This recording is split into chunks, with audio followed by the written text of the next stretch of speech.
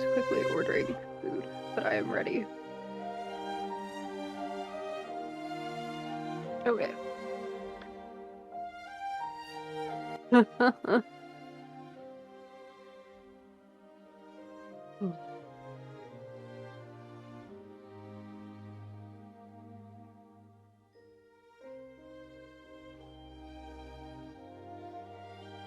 Oh man.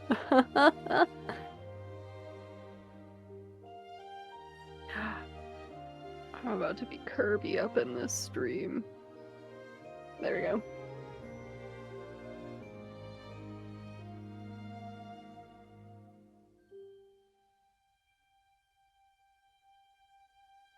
Maybe.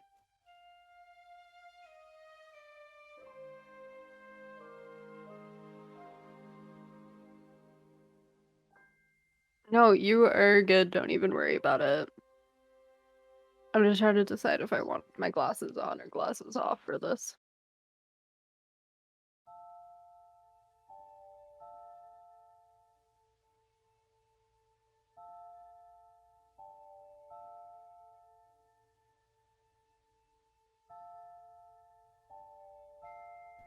Hello? Dude. I can't.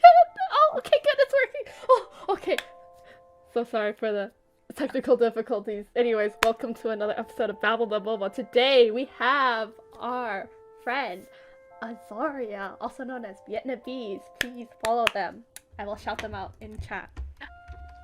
Also, their name is up on the where I put the name above.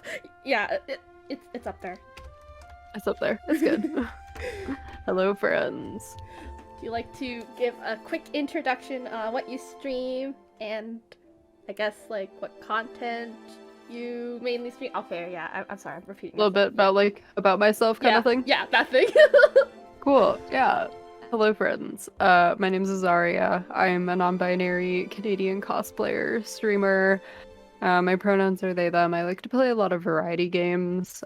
We've done like Hades, Hollow Knight, Turnip Boy Commits Tax Evasion. Some community games like Among Us, Dead by Daylight, that kind of stuff. I just got a capture card, so we're gonna be playing some more Pokemon games and everything as well. Yes, capture cards are amazing. I actually was debating, so tomorrow I stream again, and we're gonna try and finish Turnip Boy, and we're also gonna open up Pokemon Snap and play some of that. Yay! That sounds like so much fun. I'm really excited. So There we go. what first got you into streaming? Honestly, one of my friends started streaming, and I was like, you know what, that's kind of cool.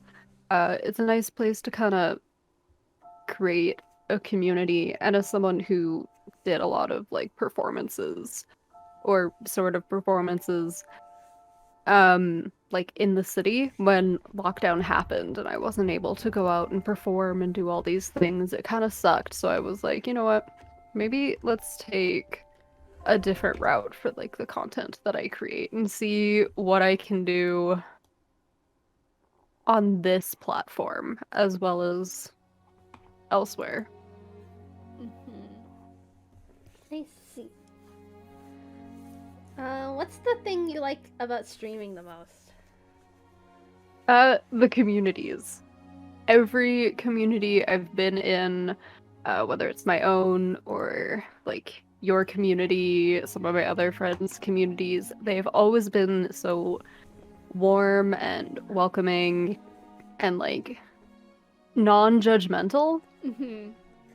And it's what keeps me coming back to streaming, honestly. Ah, that's so nice to hear. uh, What does your routine look like for the day or the week? Oh. Looks like we got, oh. Sorry. It's okay. My fucking bullshit camera went whack. That's okay. All scuffed here. Just to let you know, I think you've got to click on Discord to put my video back up there.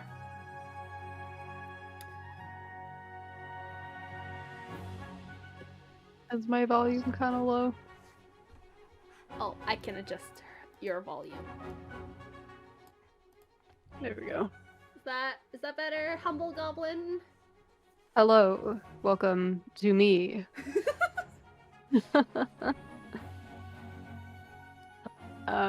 Better? Cool. Okay, yay! You asked what my routine is like? Yes. Cool. For like the day, so generally I work. I get up, I go to the mall kind of thing to work, and then I come back. Mondays are now the like together game thing that I'll do, and we usually start around 8 p.m. MST, like 8:30 Mountain Time. I usually get home at around 8. And then it's kind of make whatever stack, do whatever, if I want it to do any makeup, and then stream. And then we're not done until usually like midnight, after midnight. Then Thursday streams have moved to Friday afternoon streams, and then there's Saturday streams because I've got Friday and Saturday off. And then I play D&D on Saturday nights, generally. Yeah, on a different server. Actually, Humble Goblin is my DM. Ah. Yeah. So, you mentioned D&D. What got you into that? Don't sell me out, you narc. Honestly, I just always thought it was really cool, like, being someone you're not for a little bit, if that makes sense. Just, like, playing around with characters. I've always liked kind of those role-play games. Yeah. They're so much fun. They are, yeah. Yeah, and I haven't had, like, a stable D&D group, really. So when Goblin approached me, it was like, do you want to play? I was like, hell yeah, I want to play. So yeah, it's been a fun time with that. What is your D&D character like? So I play a monk, which, like an Air Ganassi monk, elemental species thingies is the race. I basically made Avatar Aang. Oh my God. I kind of had the feeling. Yeah, I did. I did not mean to, but I honestly made Avatar Aang. And then, yeah, I actually based my character after a Vietnamese god. Oh. Well, the name.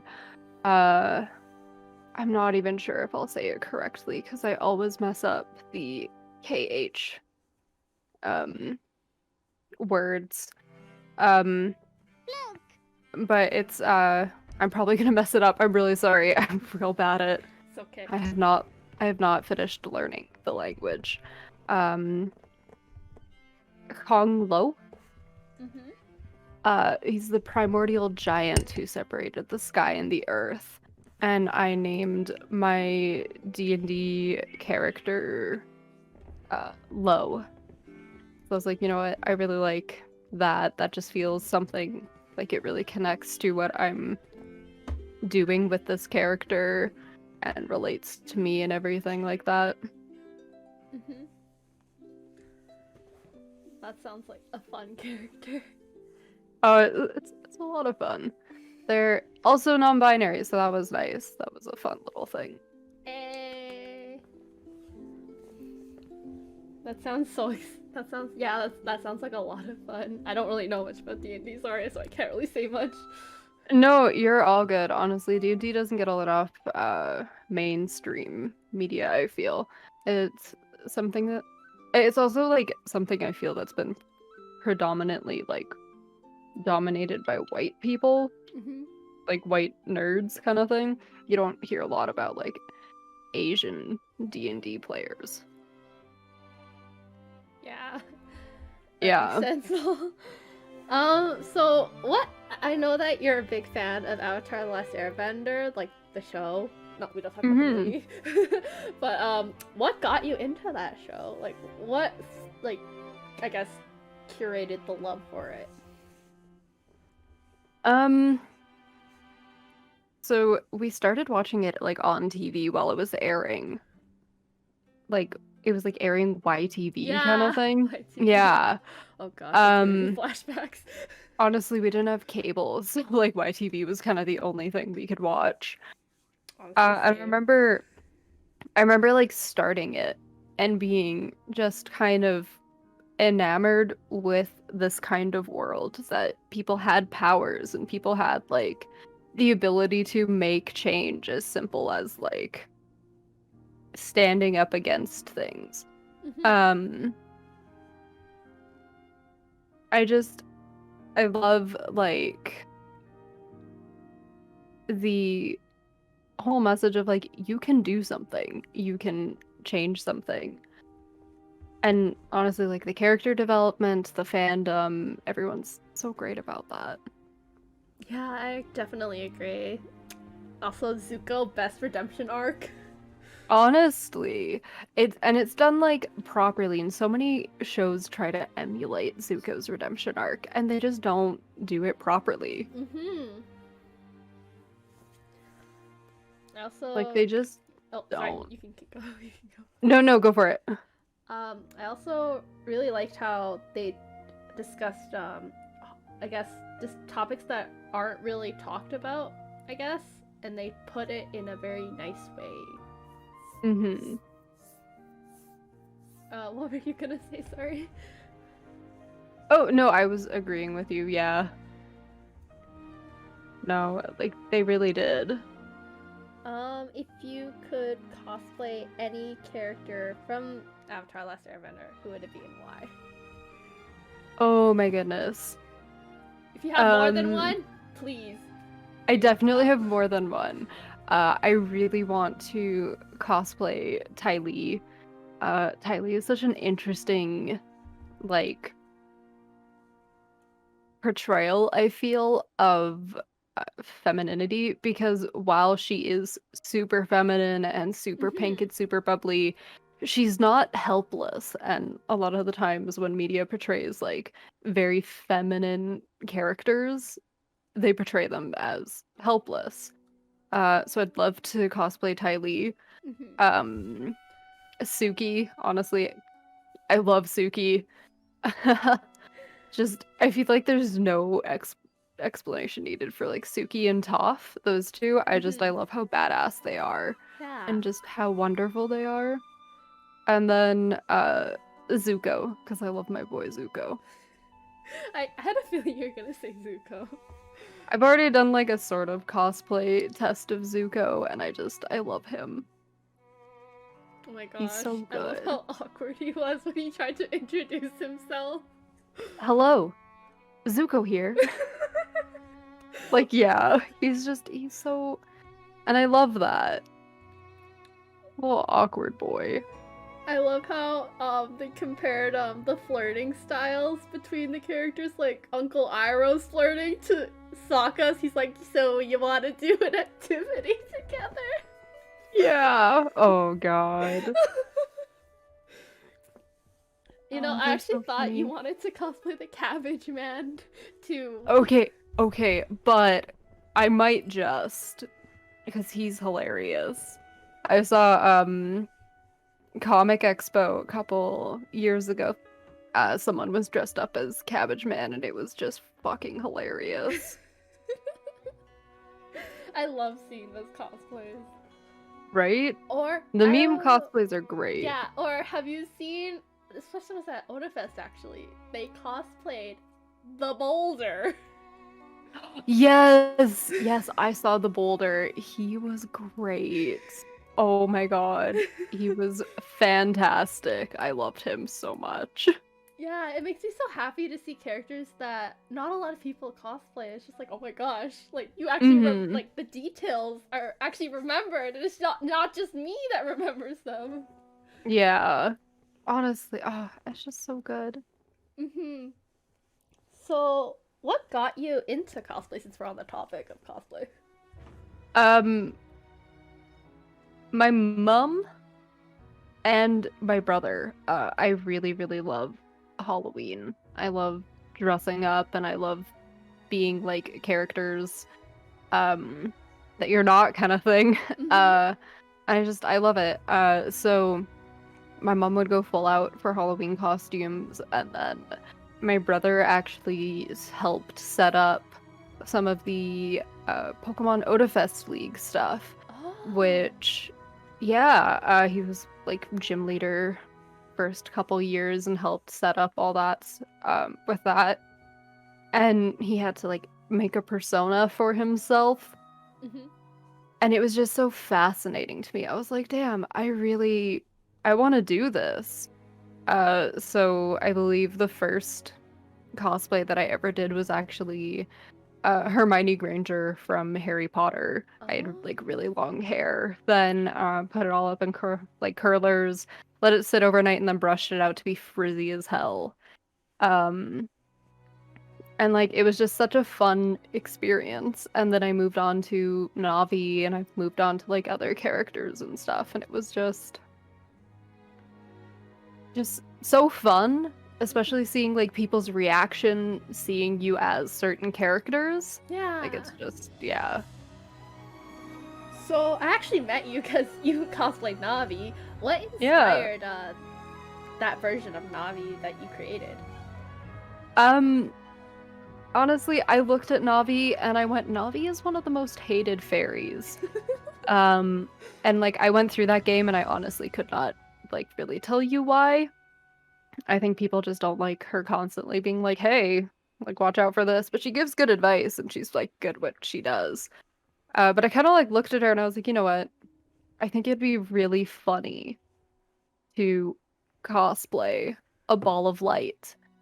Uh and I already had like that blue dress from my grade 9 graduation Mm-hmm. and I already had like a couple heels and I was like, "You know what? Let's do it." Um Everyone hates escort NPCs. It's true. Mm-hmm. Uh But yeah, I was like, you know what, let's do it. And I made my first sign out of like very flimsy blue cardboard with space tape around the borders, and I didn't have a wig, and I had like really horrible wings. And like every year I kind of adjust it, and then hopefully next year it'll be a complete revamp. Mm-hmm. But I just thought like it would be fun. Wouldn't it be funny to see someone walking around as Navi and see however many like links I can go up to and be like, "Hey, listen." That's my favorite part, cosplaying Navi. Like it's so good. It's so much fun. I actually have my sign right behind me. Oh my gosh. Here, let's see. Oop. It's this sign is actually about to be retired as well.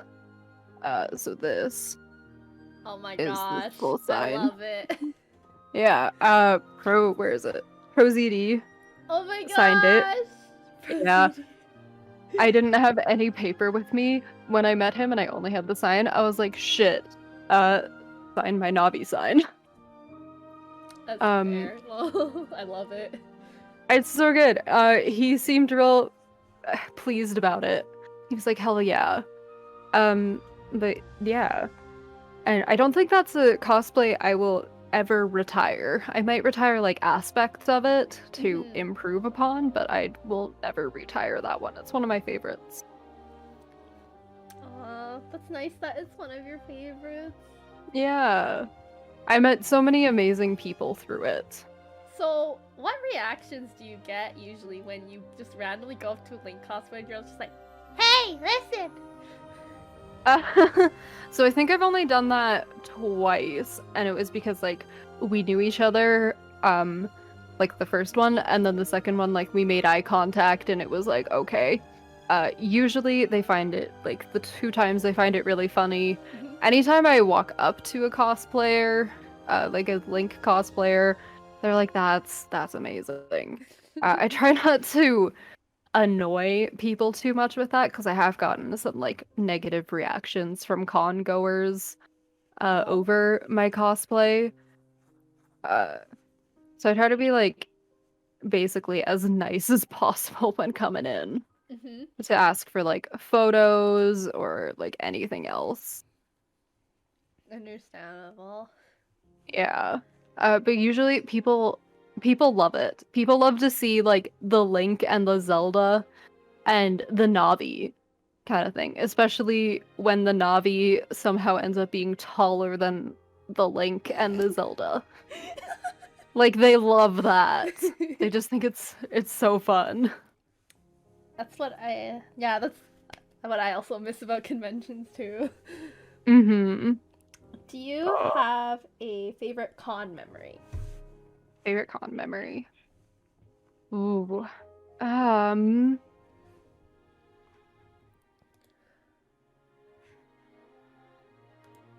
I gotta say, it doesn't really have anything to do with too much with cosplay stuff, but I met Billy Piper from Doctor Who Mm-hmm. at Comic Expo, and that's one of my favorite memories there.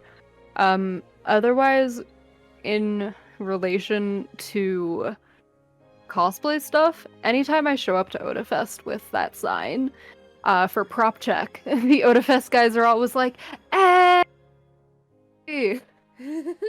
I'm like, "Yeah, I'm back. Another year, baby." I like how the prop guys know who you are. They do. I always forget to like take off the like that little piece of ribbon thing that they put on as well. So they're like, "Hey, we saw you last year," or they're like, "Hey, we saw you yesterday." I'm like, "Yes, I just always forget to take that off." Um, After convention, it gets put away and it doesn't get taken out again. Honestly, that's like me with some of my props too. It's just like, oh, oops, forgot to take off the prop check thing. Yeah, I think it was like 2019 Odafest. I didn't take off the 2018 one on. I was like, ah, shit. Sorry, guys, I totally forgot. And they're like, no, it's good. We're just gonna take it off and give you a new one. I was like, yes. I just completely forgot to do it. I was like, oops. I feel like it slips people's minds because you just bring it out once, probably every once in a while. Yeah, like conventions, and then you get home and you're like, all right, taking all of this off. Maybe you're gonna get a shower, but you're gonna wash off all your makeup and you're gonna like pass out. Yeah. You're like, okay, good night, everybody. What is your favorite cosplay other than the Navi one, of course, because you mentioned that? Mm-hmm. My Kate Bishop one. She's not complete, but my Kate Bishop Hawkeye cosplay has to be my favorite outside of Navi. Um, I love Marvel Comics. I love all the representation and stuff. I've always actually kind of envisioned Kate Bishop being half Asian, honestly. So it was really cool to be able to cosplay her and just like have fun being a superhero, even if she's not confirmed like Asian or whatever. I've always thought of her as like half Asian at least. Oh, I see. Sorry if I'm Yeah. not really aware of the Marvel universe. No, it's good. She's like a oh goodness. She's like the prodigy for Hawkeye from like if you've seen like the Marvel movies, she takes over the mantle of a Hawkeye, Oh, which is okay. really cool. Yeah, she's like a teen, early 20s in the comics kind of thing. Does And I that... love her. And speaking of Marvel, does that mean you're excited for the Marvel movie coming out with Simu Liu? Yes, I am so excited. Those are some of my favorite comics. I just know it's gonna be great. Oh my gosh, fun fact. I Mhm. know Aquafina's in it. And the part where the trailer where she actually drives the bus. Yeah. So it's funny because she actually did an interview for Crazy Rich Asians, and she actually cannot drive. Oh my goodness.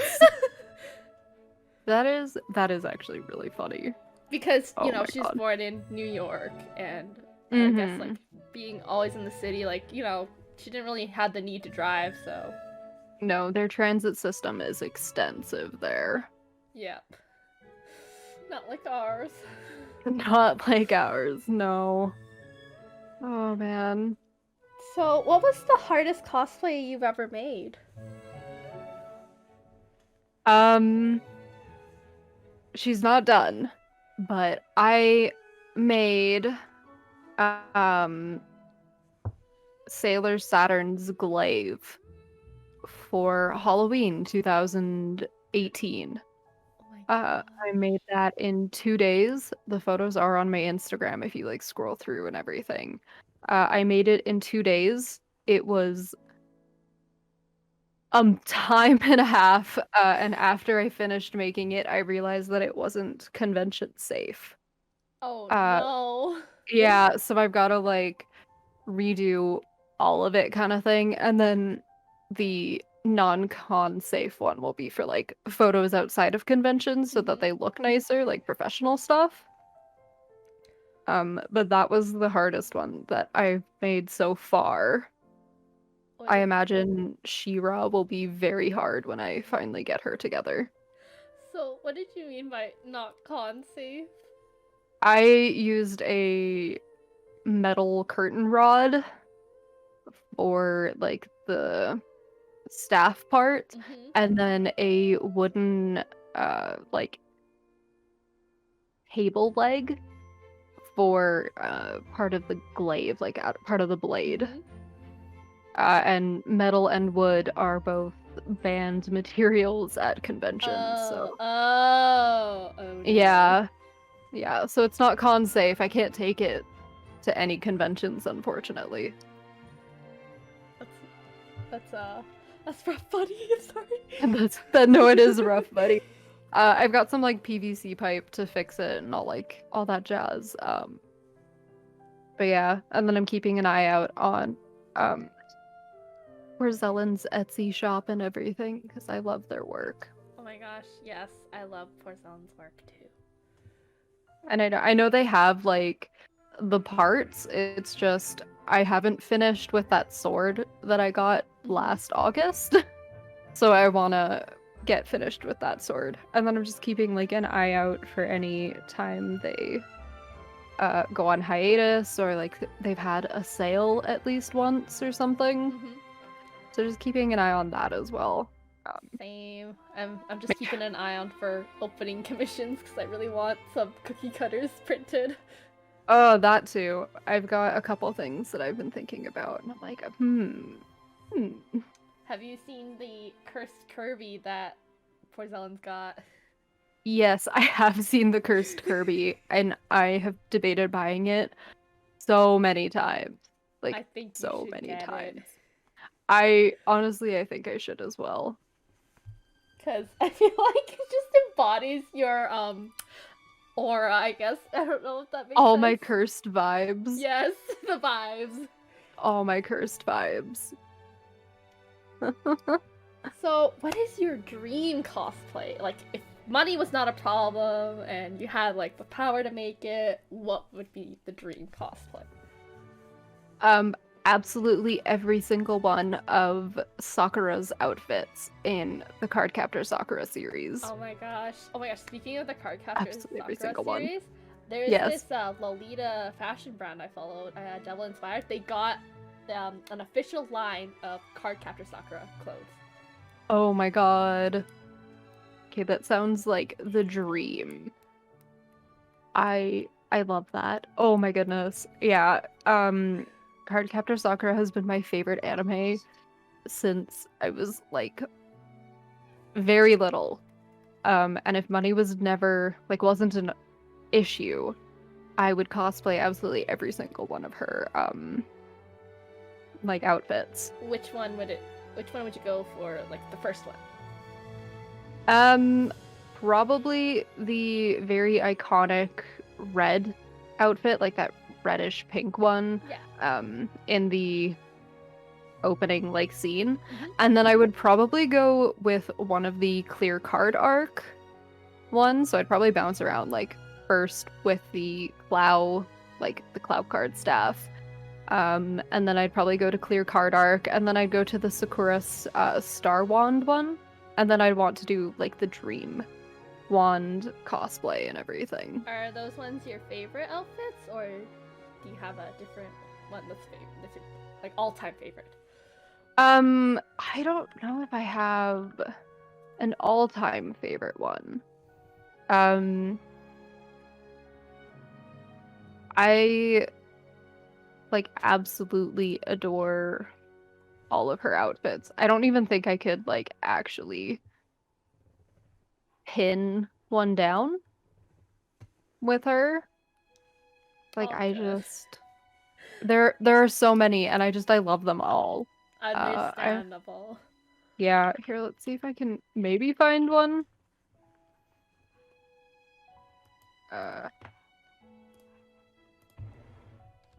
There's an entire Wikipedia page dedicated to it. Honestly, I would not be surprised. Yeah, no. They make so many. Okay, God. I think I'll send you some of them. Just because I don't know if I can, like, explain them properly. So the first two I'm sending you are from the clear card arc. I really enjoy those. And then I liked this outfit of hers, which was adorable. Oh my gosh. I've always wondered how people make those dresses that are like short at the front and then long at the back. Like I know I've made one before, but not like that shape. Yeah, no, those are honestly, they seem a little difficult to do. Trying to see if I can find like any more.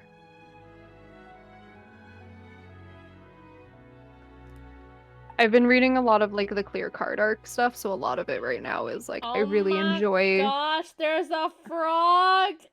Yeah, it's from the. Oh my gosh, you know what that reminds me of? It reminds me of this girl who makes a lot of creative outfits, and she actually made a frog poncho. Oh yes, I have seen that one. And I think you know what I'm talking about. And I'm just like, I want that. Like it reminds me of Love Nikki actually, because Love Nikki has an outfit like that. It's like a frog umbrella, or no, a lily pad umbrella, and then like it's just like a frog theme outfit. I'm like, I want that. Right? It's so cute. Okay, let's see.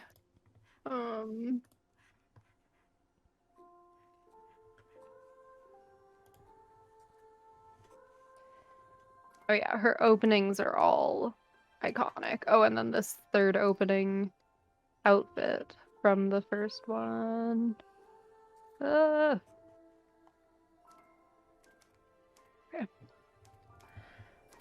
Ooh, I think I've seen a lot of cosplays for that one.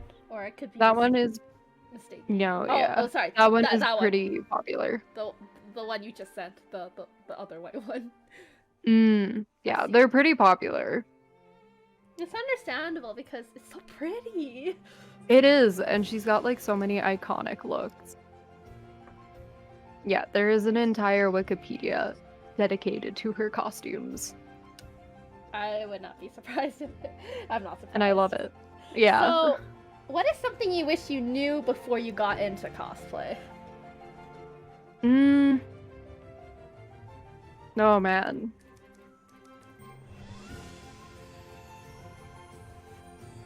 I thought about this one, and then I forgot.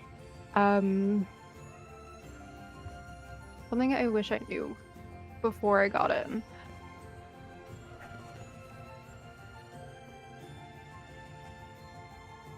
Technically speaking wise, I wish I knew a bit more about like different kinds of prop making. Just like technical wise. Outside of that, I wish before I got into the community I knew how toxic some of it was. Oh. I wish I had that kind of foresight before getting into the community. Because Understandable. there are Puritans and there are racists and there are all this other thing. Or there Um, are people who gatekeep. They're and like, there are gatekeepers. oh my gosh, you got that detail wrong. You're not wearing the right shoes. Your wig is off, or Hmm. those things. And I'm just like, bro, I'm just trying to have fun.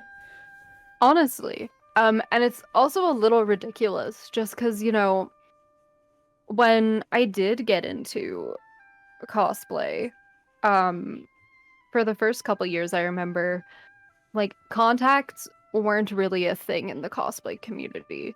And if you were doing cosplays, you generally like it wasn't uncommon for people to cut and dye their hair, Yeah. rather than getting wigs. Um, and then cosplay kind of hit like the internet world. And I wish I had had kind of like the foresight to know that this was gonna be the future Mm-hmm. with all the gatekeepers and all the racists and all the people saying like you can't add things to your cosplays that aren't like in the source material, and if you're not wearing this or this, then you're not an accurate depiction. And like I wish I had known, not so that I could like not be in the community, um, but so that I would have been better equipped to deal with those people at first. Yeah, definitely. Oh, and someone said sexists too. That's a. And the sexist, yeah. Like, I wish I had been better equipped to deal with these kinds of things. Mm-hmm. Yeah, it's just like cosplay's all about having fun, right? I hate how people think like, oh, you gotta look like a model or something, or you gotta be completely accurate to the source. And like, Yeah. I didn't know that people actually would actually give you shit if you added stuff. I always thought it was like if you removed stuff they would give you shit, but I didn't know that if you added stuff they would give you shit. That Yeah. baffles me actually. Yeah, no, there are like I've seen like a bunch of cosplayers that'll add certain things that they feel really fit the vibe because otherwise characters are very like plain without it. Mm-hmm, yeah. And they get in, like, people are like, that's not accurate to the source material, blah, blah, blah, blah, blah. I'm like, dude, we are all dressing up as fictional characters from either comic books or manga. Like, literally get off your high horse. We're all a bunch of weirdos. Yeah. Exactly. Like we're just all having fun here. Yeah, that's what cosplay's all about. It's supposed to be fun. And the fact that people are weird about it and like don't, Or like they don't are just, want you to have fun. yeah, they want to gatekeep that experience. Or like they're creepy about certain things. And you're like, all right, man, get out. Exactly. So another question is, who do you look up to the most? mm, up to the most. Jeez. Okay. Um, this one's whack. I've got a couple, I guess, like, people that I think I look up to the most. Mm-hmm. I would say probably with, like, I can't even remember the name now. It's okay. Take your Um, time. I would say probably, um, hmm, I know that I really look up to, Ming Na Wen. Mm-hmm. Like, I really look up to her. I also feel like I just butchered her name. It's okay. I'm running on barely any sleep. I'm so sorry. It's okay. Like I feel like I really like I look up to her. She's just there's so many things that she's done. That are just 100 like they're just fantastic. Mm-hmm. Um like all the things she's done. They just make me so happy. And then hold on.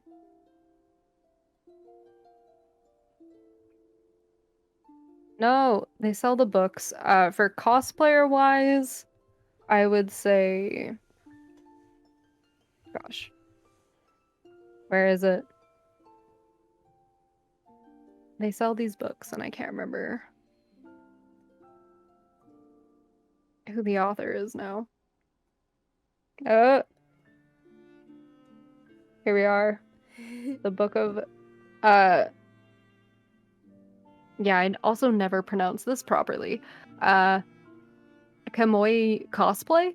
Oh, Is that correct? 'Cause I I always think like, so. I think so. I always pronounce it really weird. I really look up to them. With just like everything they do, and they make everything they do accessible, which I adore. Because back in the cosplay days, like the early cosplay days, it was like, no, this is my secret technique, and you can't know about it. Oh Um, yeah, I remember that. yeah, yeah. So I really enjoy I really look up to them for that. Otherwise, I don't know. I got to this point where I was like, is looking up to people maybe like idolizing them to a point where we can't see their faults? Um, so like the people I've mentioned really do inspire me, but I was kind of like, do I look up to them or like actually look up to them, or did I just like idolize them for a while? And Oh yeah. yeah, it's a weird thing because this is something I've like fallen into where I'm like, do I actually look up to someone, or have I kind of put them on a pedestal that isn't like a good thing? That's understandable. Yeah, I can definitely see that. Yeah. And I'm guessing your favorite Asian in the media is Ming, or is it someone else? Yeah, yeah, probably. I really I do really love her. Um, just like everything she's kind of done. And then oh man, I also like I really love Constance Wu. Oh my gosh, yes. I adore her. And then Gemma Chang. Oh, Gemma Chan? Yes, why did I say Chang? It's okay. Chan. Oh my I god. have my brain is It's okay. literally nowhere right now. I I I have a wiki list up because I keep forgetting names today, Mm-hmm. and I read the word Chang while I was saying her name. It's okay. That's what it is. Uh, Gemma Chen, and then Lana Condor. Oh, yeah. I remember that. I I adore them. I adore all of them and like what they do and what they've meant to like just the Asian community. Yeah. I really love how, like, I admire how elegant Gemma Chan is. She's like, she has this like Hmm. elegance to her. I'm just like, whoa, so cool. And I thought it was super funny how during one of the award shows she actually had cookies in her pocket. Honestly, mood. Agreed. Like God same. Like, I if I was she was, like she went to school to be like a lawyer at yeah, first. and Yeah. apparently her And then was parents like, nah. still give her crap for it. Oh, I believe it. I Because believe it. because when she got into acting school, she didn't tell her parents until she got in, and her parents were Hmm. upset. They let her do it, saying like, "Oh, you can do this, but just so you know, you don't see faces like ours on the big screen." But she Yeah. proved them wrong. She did. Also give me 2 seconds. I ordered food and I guess they're calling me, but they're not calling me from the right thing, so give me 2 seconds. It's all good.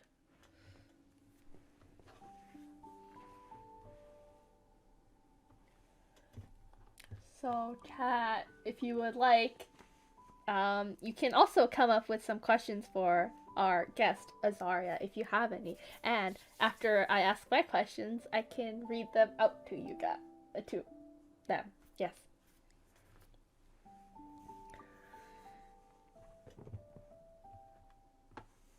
Hold on, we will take a short intermission.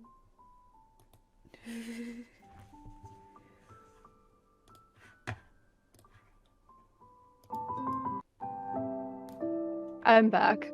Oh, okay. Sorry. Yeah, he was telling me that the buzzer didn't work, so my partner is going down to grab the food. Understandable. Okay. The next thing I wanted to talk about was, I know this is kind of hard to talk about, but if you're comfortable to share, have you personally experienced racism?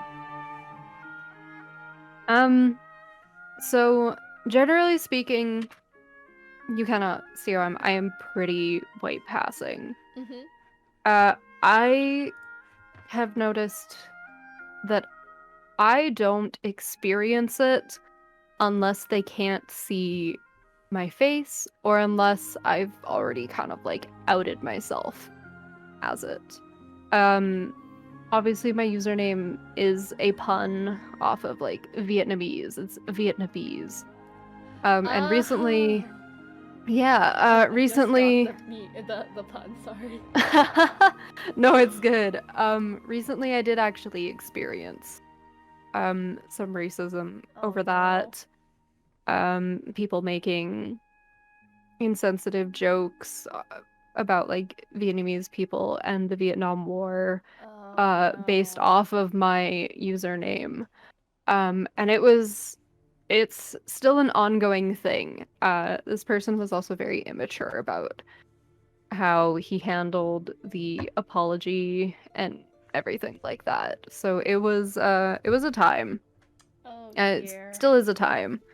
I actually kind of wrote like a monologue actually about my queerness as like a non-binary individual in queer spaces that are generally like very white, but also having like that Asian like side of me, like being half Vietnamese and everything. And I talked about how in a lot of spaces people expect me, like especially racist white gay people, expect me to go along with their subtle racism until they find out that like I'm not like I'm not white. And then it's very quickly like, oh, ugh. Lots of people want you to be either like white and gay or in certain like Asian spaces you're Asian and straight. And they don't like to talk about the intersectional identities with that, how being Asian shapes your queer experience and how being queer shapes your Asian experience and all of that. So yeah, I generally don't, unless like one, they can't see my face and they only see my username, or even sometimes like I think it happened a couple years ago on Instagram, but like I tend to block people very fast. Or when I've like outed myself, people are like, blah blah blah, Asian people, blah blah blah, and I'm like, hey, you know, I'm Asian. Make them uncomfortable and all that jazz. You know? Like from the buzzer? Oh, okay. It legitimately does not work. Oh. Okay, so apparently the buzzer does actually not work right now. Oh. I honestly thought that he was like probably just lazy. So I tried it, but Food. I'm very excited. Yeah, that's kind of my experience with it. And if I may ask, could you also talk about, I guess, your experiences growing up in Canada as well? Yeah. Oh man. So, sorry, I'm also dishing this out. Give me a second. My... Oof. Yeah. I believe this is all yours, babe. Except this. So my grandma immigrated 46 years ago now. Oh. Yeah, I think like about 46 years ago now. Mhm. And so when she came, it was her and my uncle, who was 3 at the time, and my dad, who was turning 9. Mhm. And she had nothing. So when 42, is it 42? That's my sister. The Zuzu 4 pedals is my sister there. Oh, okay. Yeah. I'm positive she called me and told me that it was like 46 or something. You know what? I'm gonna look this up.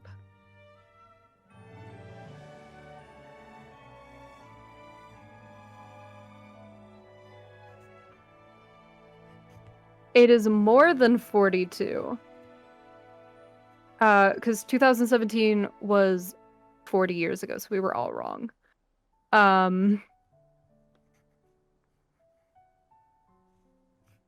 So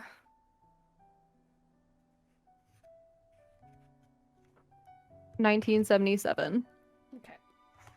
2021, yeah. 44 years ago. We were close. Okay, yeah. 44 years ago.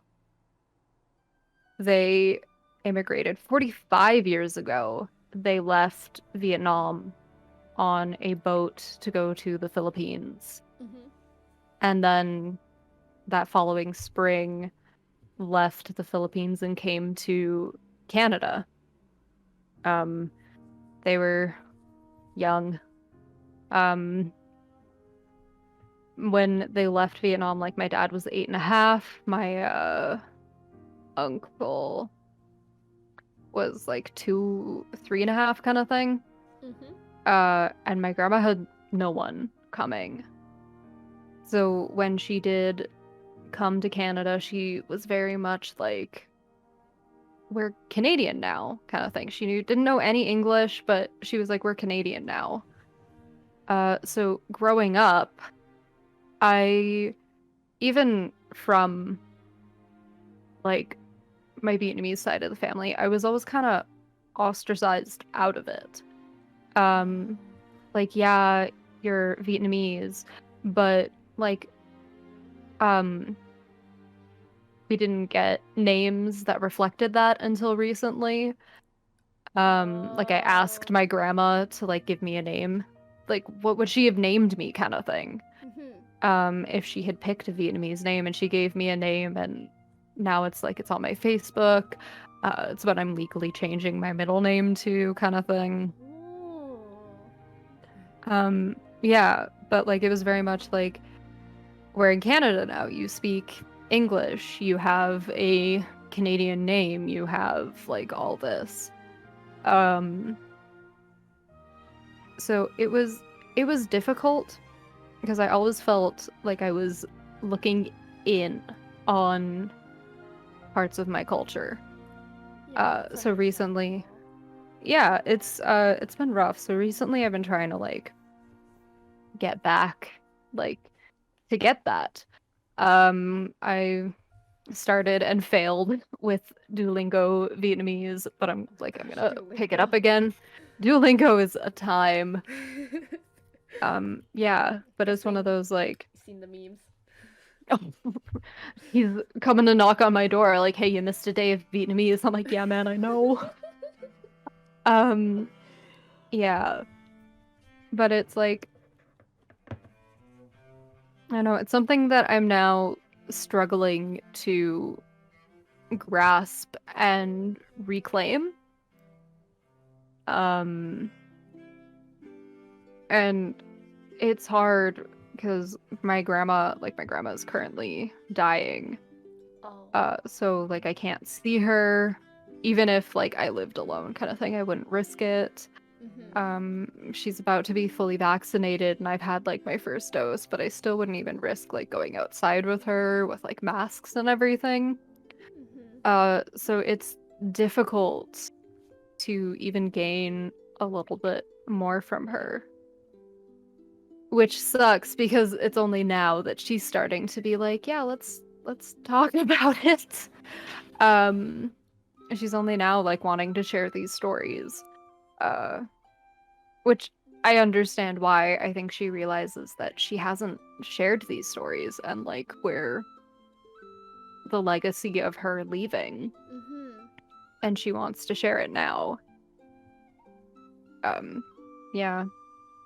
So it was rough. I definitely didn't have like a very stereotypical like Kumon school, like that kind of growing up with that. My dad kind of already hit the like Canadian dream, like of every immigrant parent's thing. So he let us do whatever. Like I got to go to ballet and I got to do like piano lessons and I got to focus on the arts, but I still had that high expectation of like grades, you know? But I never really had as much of that cultural connect as I wanted. Oh, that's really. I'm really glad that you're trying to get back into your culture, though. That makes me really happy for you. Yeah. I actually did a photo shoot recently with one of my friends who's also mixed. And it might actually end up in a like art gallery, but I gotta send them my written stuff. But it's about like growing up mixed and how that kind of was. And my mom went to Vietnam and brought back some really nice ao dais, and I wore like this beautiful outfit. Oh my gosh. And oh, it was so pretty. And so for New Year's that just passed, Lunar New Year, I got those photos printed, and my grandma now has copies of that. And she was very happy about that. And I think that's kind of was like what made her decide to start opening up, realizing that like we do want that. Like we always have, but she's always been kind of disconnected from it. Yeah. I guess I wanted to continue on asking like what it was like to grow up, I guess, in a mixed culture again. Like, I guess like in Canada, I guess. Were you born in Canada or? Yeah, so I was born in Canada. It was an interesting time. My uncle lives in Edmonton actually, so we didn't really see him. And then the Vietnamese community here isn't that big. Like there are a bunch of Vietnamese restaurants and everything, but there's no like, from what I've seen, actual like Vietnamese cultural centers and things like that. Like there's the Vietnamese Buddhist temple, and then there's the Vietnamese Catholic Church. But there's no like community centers and like real groups that I've seen. And like I've done a bunch of Googling on that recently to see like if there was any way I could connect with that in the community and not just like online. But there wasn't a lot. I also grew up in like in a neighborhood with like a lot of Filipino friends. So that was interesting because like their parents never thought of me as Asian, despite like my dad and my grandma being very obviously Asian. So I was in a way weirdly more connected with being like with my Filipino friends and their community than I was with my own like Vietnamese culture. Which was also just an interesting thing because like there's no other Vietnamese family in Canada of ours. Like everyone went to France. Oh. After everything. Yeah, like my grandma's sisters are in France. Some of her brothers are in the States, but like they're not in Canada. So I never got to really meet any of them until like later teens when Skype was a bigger thing. But yeah, I grew up with many an identity crisis. Oh, okay. I can Yeah. definitely see that. Yeah. A lot of the culture that was kind of shifted onto us was like my mom's side of the family, her dad is Hungarian. So there was a lot of like Hungarian culture and everything. And we'd get the food aspect of the Vietnamese culture, and like some of the clothing, because like my grandma went back to Vietnam and brought back some clothes and everything. And we'd get like the Asian parenting and the food aspect, but not really like the cultural stuff. Yeah, that's understandable, yeah. So it was difficult growing up mixed. And then it's difficult trying to reclaim it all as well.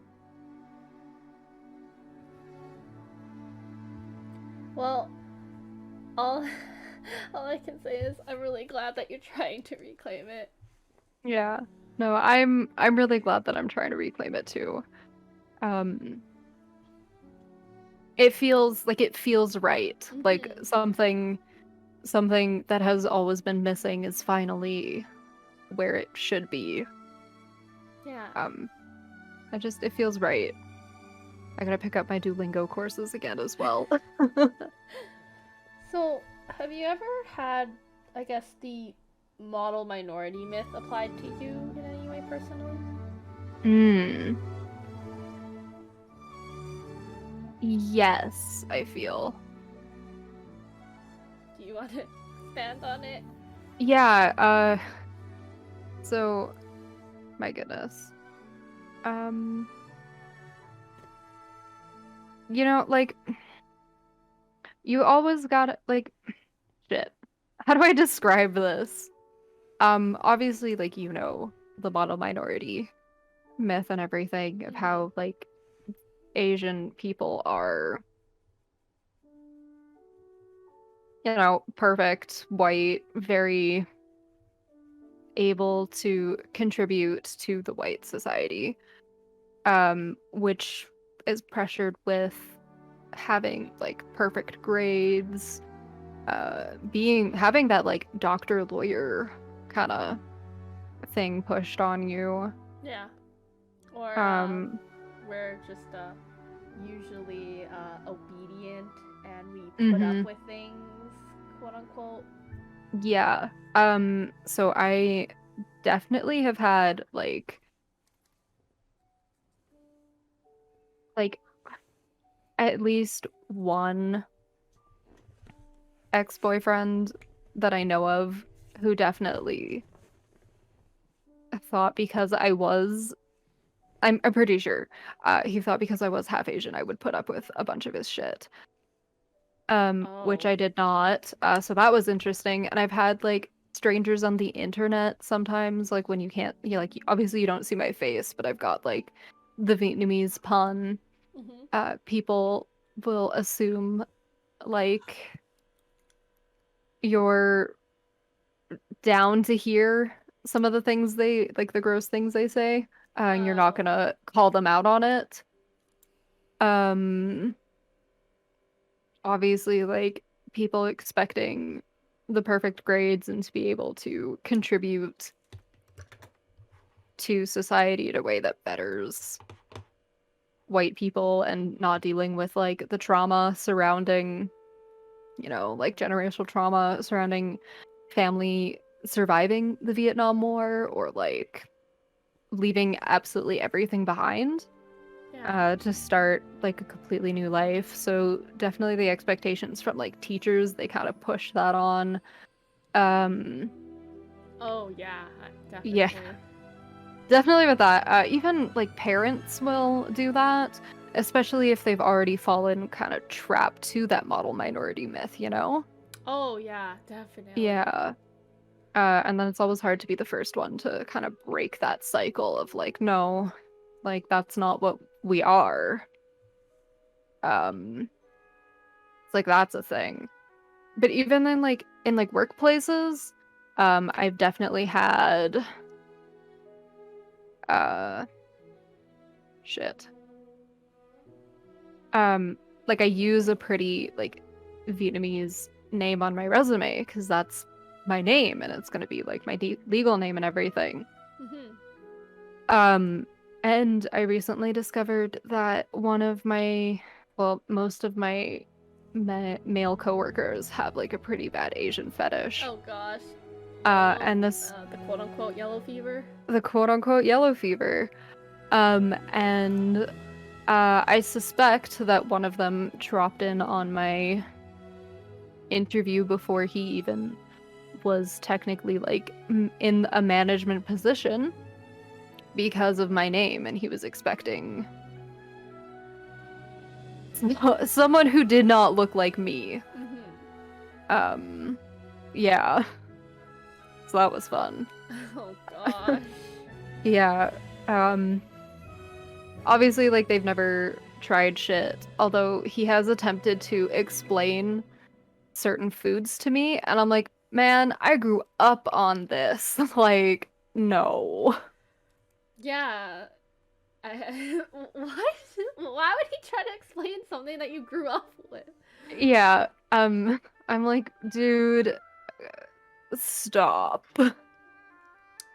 I'ma break someone's knees. I love you, Goblin. Do it. Yeah, but like they kind of fall into that kind of, you know, like that thing where people believe we'll deal with anything. Yeah, and I also hate how the model minority myth was actually used to not only to it was supposed to bring Asians up, but it actually was used to put other minorities down. It did. And it's, I don't know, it's super disappointing that a lot of like just a bunch of like other people of color will fall into that model minority like trap. Yeah. Yeah, it's disappointing and it's saddening because we all face similar hardships as people of color, and we shouldn't fall into that whole like myth of the model minority. Yeah, and I think people also have this like stereotype that we're all, crazy rich and successful. Like, don't get me wrong, Crazy Rich Asians was a great movement for more Asian representation, but it also gives off the wrong idea. Like, there's also Bling Empire. Oh god. The wrong idea that we're all crazy rich, because actually, if you look at statistics, a lot of Asian Americans are actually in poverty. Including me, but I'm not American, but Canadian. Yeah, but you're on the poverty like line kind of thing. Lots of people end up being at least like one missed paycheck or one something like disaster of falling into poverty. So the whole like Asian people are so rich, blah blah blah, is very, very damaging. It is. Especially because it means certain like resources aren't accessible to like Asian people, and like other people of color might not want to like, I don't know, interact with you because they assume you think you're better than them, and it's a difficult time. Yeah, it definitely is. Or I guess I also wanted to discuss the Asian hate crimes going on as well. Mhm. I would love to hear your opinion and what you think of it. Go Honestly, it's reprehensible. It angers me every day. It makes me so happy that like my grandma is so high risk that she doesn't go outside. Mm-hmm. I feel like I'm very sad that she's super high risk. Because I want to be able to go for walks with her, but I'm also grateful because she's not going out Yeah. and she's not going to be a target. And I'm grateful that I like don't look super Asian, I guess. Some people would argue, some people say that I do actually look very Asian to them. Some people say I do not. It's one of those like things. But it also just makes me like feel incredibly lucky that I'm not what people consider like stereotypical Asian. So that I can go out and not worry, at least not worry about being attacked because I'm Asian. But it's reprehensible, and I think if you can do something, then something should be done. I think if you are in a position where you're not going to be attacked for being Asian, like if you're incredibly white passing or if you are like white, I think people should step up because it's horrifying that people won't. Yeah. Yeah. At my bus stop on my way home from work, there's a couple times there's been a little old lady, old Asian lady who comes to the bus stop.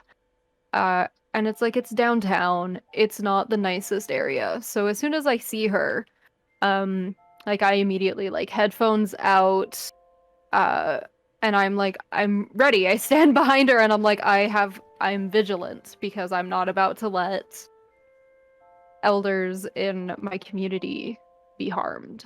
Yeah. I really like that. Yeah. I just think I've helped her a couple times get on the Aw. bus because the bus drivers won't always like pull up close enough. Mhm. So I'll hold on to her little walker to help her get it up.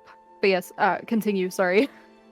And oh, thank you. Also, it makes me really upset that people would, of all targets, they choose the elderly, and they take advantage of how usually the elderly don't speak up because language barriers, or they just don't want to be like, oh, I don't want to be too much trouble, you know. But like, no, Yeah. like you Be matter. trouble. Yeah. Mhm. We all matter. Like, we've always grown up with, I feel like we've all grown up with that saying, like, oh, don't be too much trouble, like, don't cause trouble or whatever. But no, we matter. Like, I have to admit, I still have that mentality of not causing trouble. But you know what? Screw that. We all matter. We need to talk about this. Like, this is something that does not need to be swept under the rug. We have to talk about this. Also, for those who don't, we definitely do. No, stop Asian hate. I'm raising money. For Yeah. those who would like to donate. Do it.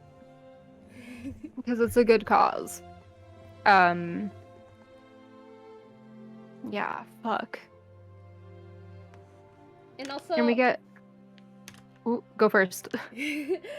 also, the fact that Chinatown gets a bad rep just because it's I guess like, oh, it's dirty and stuff like that, but like it's a complicated history. And also the fact that Chinatown looks that way, they only looks that way because what happened was when Chinatown what happened was they were before it was just like a bunch of like regular old buildings that were just run by Asians. And what happened was, because of a lot of Asian hate against those people, what happened was a lot of those buildings were burned down. Yeah.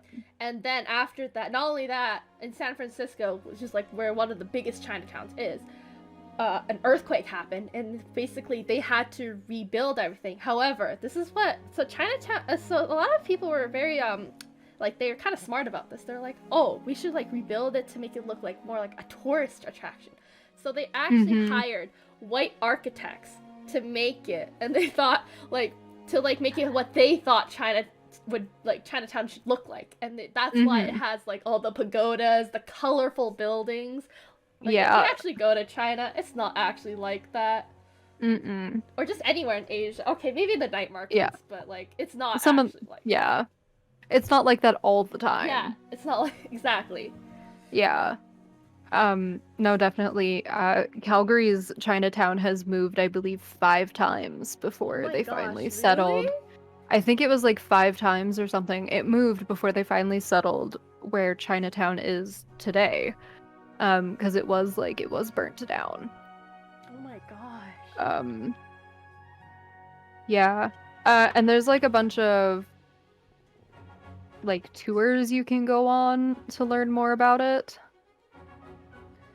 I don't know if you twice. They've moved this 3 times. I don't know if you've noticed this about certain buildings in Chinatown, but actually a lot of those buildings are starting to get tore down.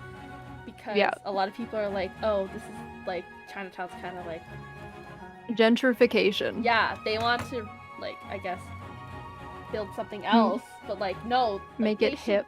Yeah, but they should keep these buildings because they should be considered a historical site. They should be, especially when communities have been displaced like that. Yeah. Like. Yeah, I just pulled it up. So, 3 times, not 5. The first time, Chinatown, like the first, enclave? I feel like it's enclave. In Calgary was in the 1880s, and then it was destroyed by a fire in 86.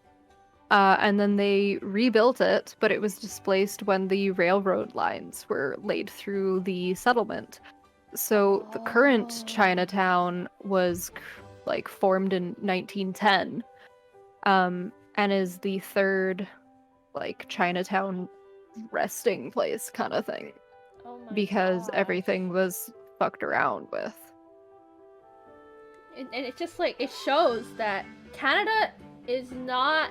It is guilty of racism too. Like I feel like the States kind of over glamorizes us, saying like, "Oh, you guys are so nice. You guys are always." Honestly. Yeah. Like, and Canada benefits off of it. Yeah. So that they can get away with not dealing, like not actually, like dealing with the fact that Canada is racist. It is, and I feel like a lot of people just don't know about it. Like. Freaking, I think we're in one of the most racist provinces. Canada is one of the most racist countries, but because of that whole myth that Canadians are so nice, it gets pushed aside. Yeah. Sorry, I'm gonna drink some soup real quick. I'm very hungry. Oh my but I didn't want to like eat on stream. Oh my gosh, please. You are allowed to eat on stream. It is okay. Please. I got sushi. Oh my gosh, yay! Yeah. I wanted bubble tea as well, actually, today. I was like, we're doing Babble the Boba? I want bubble tea. And then the place didn't sell boba for delivery, and I was sad. It's okay. Honestly, I wish I had boba every episode, but I think I would be in the hospital if I had one every episode. You just gotta get, like, 50% sugar. Just, like, less. All the time, just gradually less and less. I do the less sugar, or I don't even put sugar sometimes. And I remember my friend mistook my order because like she used to work at a bubble tea place, and she put 0 sugar. And I'm like, this is not sweet at all. Why? Oh, I was like, well, this is actually kind of better without sugar, because it already has the syrup anyways, right? And then they add even more sugar. It's just, oh my goodness. Honestly. Oh, speaking of bubble tea, what is your go-to bubble tea order? I have so many, so it kind of depends. All good. Places that generally do like similar to like Slurpee slushes, strawberry. Like usually like a strawberry lychee, strawberry whatever. I really enjoy that. Usually with like less, I generally ask for half tapioca pearls because I feel like there's always too many for me. Or like I'll do the jellies or the popping pearls kind of thing. Oh my gosh, I love the popping pearls. So good. Place like juice fruit, I'll do like they've got a mango one, which is just so good. And that one's a bit more like a smoothie bubble tea. Classic bubble tea places though, I am a milk tea person with Ah. half tapioca, always. I never finish the tapioca and I always feel so guilty because it always is just too much for me. Oh. All the pearls. So I'll do like an oolong milk tea, matcha milk teas, like just milk teas. Honestly, I did not know you could half the tapioca. I always thought, oh, you can just half the sugar, half the ice, but not the tapioca. Whoa, I didn't know that. I always ask. I'm like, I don't have a spoon. I'm using my chopstick. I always Oh my ask if I gosh. can like have half pearls. I always ask, and they usually accommodate. Oh, that's nice. Mm-hmm. I'm only gonna use one chopstick though, Oh. because it's soup. Speaking of soup, that just reminds me of the soup store video. I don't know if you know. I know the soup store video. I love that soup store video. Oh my gosh. I feel like it's such a versatile meme. You can just use It's it so on... iconic. Yeah. It's like I'm at the store. It's like, oh, I'm buying clothes at the soup store. Why are you buying Actually, clothes at the soup store? On my stream, I've got a command if you do exclamation mark at soup. It goes, "What do you mean you're at soup?" That's what Streamlabs does right after. It's my favorite. Oh my gosh. Did you know there's actually a clothing store called Soup? It's so good. I want to shop there one day. Me too. I really do. I just want to see like what they have. Even if I don't buy anything, I just want to see what they got. Yeah, like if they've got an online store, I'm very interested in checking it out. Mm-hmm. Oh, shit. Oh. It's fine. It's good. Okay. Okay, so I guess my other questions are like pretty fun ones. Like if you could live anywhere in the world, where would it be and why?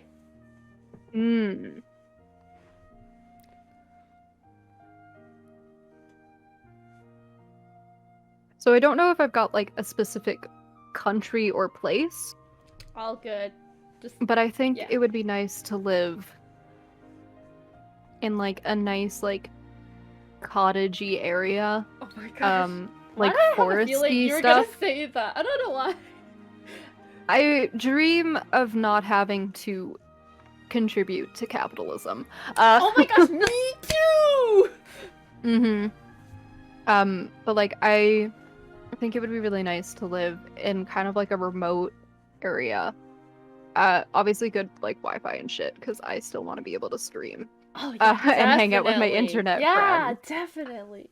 But like, just a place that kind of feels doesn't necessarily have to look like, but a place that kind of feels and invokes that same feeling of like Ghibli movies, you know? Oh yeah, definitely.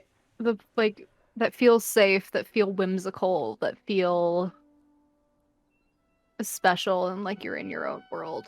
And I'd love to Yeah. live like in something like that, whether that's like a place here in Canada, a place in Europe, Vietnam, that kind of stuff. Like I'd love to live like that. Have you been anywhere else in Canada?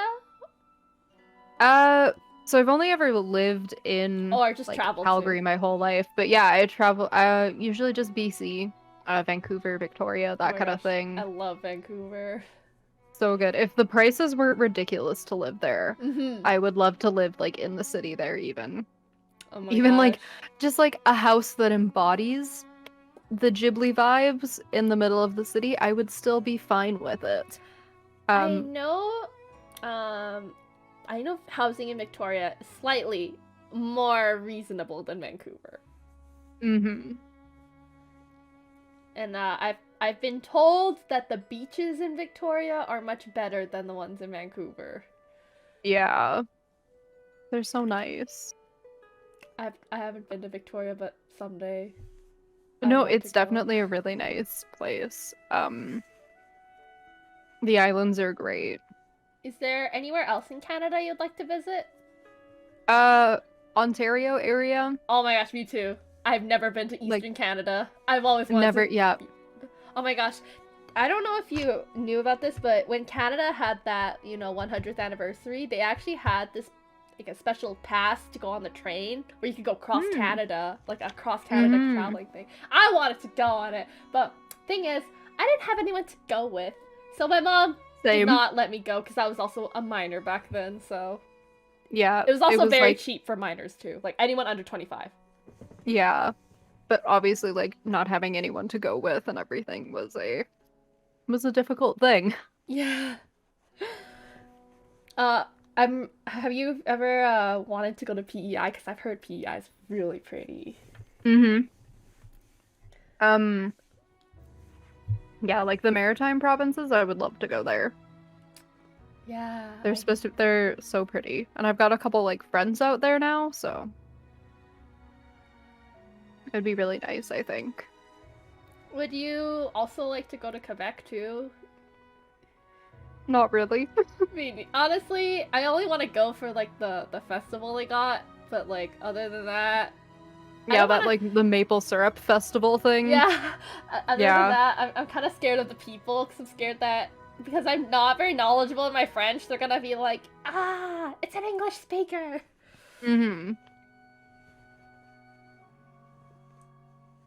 It's okay. Take your time.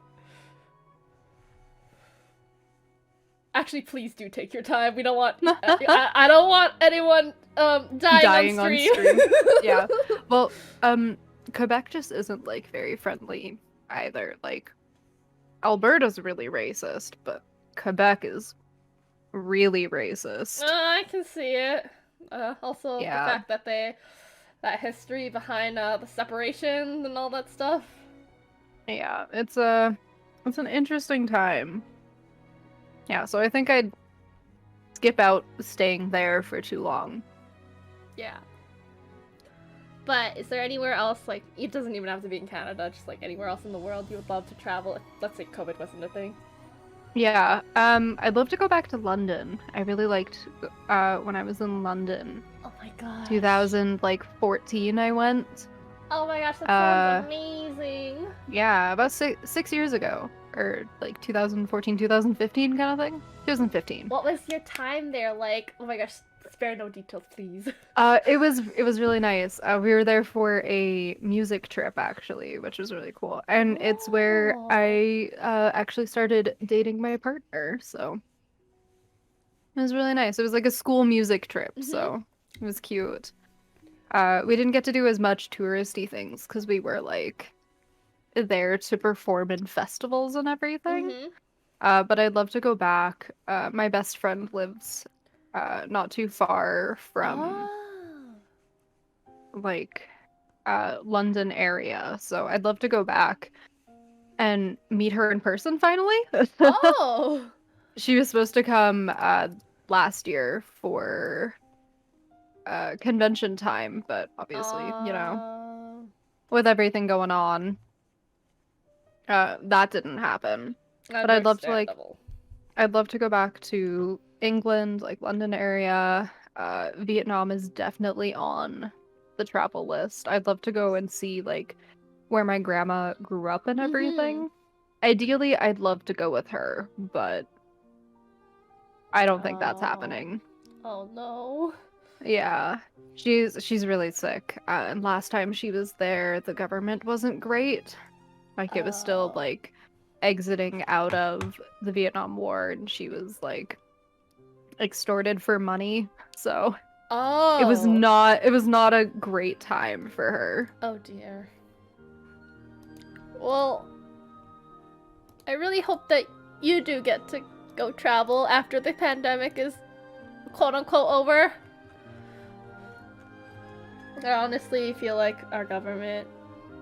Honestly, why is he's on vacation? Yeah, he's quote unquote on vacation. He's abandoned us. Yep. When we and needed we are him still most. Here. And you know what? He's like probably... the Avatar, but shittier. Yes. Yes. Yes. When the world needed him most, he vanished. He vanished. Is 100 years gonna pass? Who knows? Probably.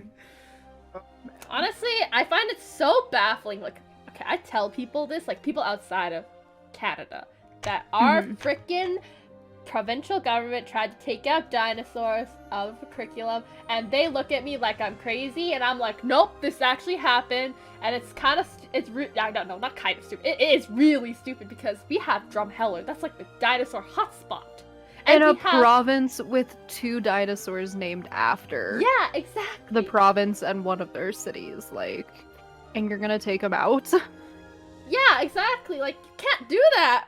And I feel like Drumheller also is a huge, I guess, tourist income thing, because a lot of people probably go there and spend money there.